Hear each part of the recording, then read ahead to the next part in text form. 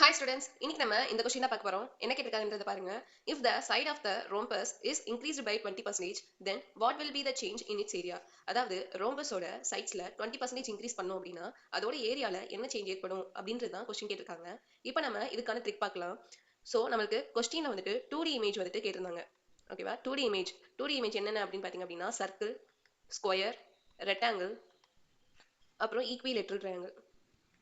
இப்போ இதெல்லாமே இதோட சைட்ஸ் எல்லாமே இந்த மாதிரி இன்க்ரீஸ் ஆகுது டிக்ரீஸ் ஆகுது அப்படின்னு சொல்லியிருந்தாங்கன்னா அதோட ஏரியாவோட சேஞ்ச் வந்து எப்படி இருக்கும் அப்படின்னா plus R minus X plus R minus X plus R minus X square divided by 100.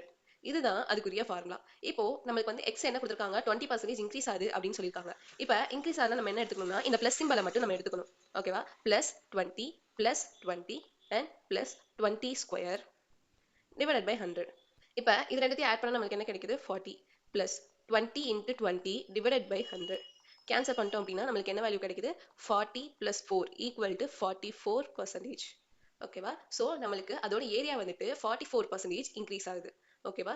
இப்போ அதே இது if side of equilateral triangle is decreased by 10%, then change in area is. இதுக்கான ஆன்சர் என்ன அப்படின்றத கண்டுபிடிச்சு கமெண்ட்ல சொல்லுங்க. இந்த வீடியோ உங்களுக்கு பிடிச்சிருந்துச்சுன்னா லைக் பண்ணுங்க.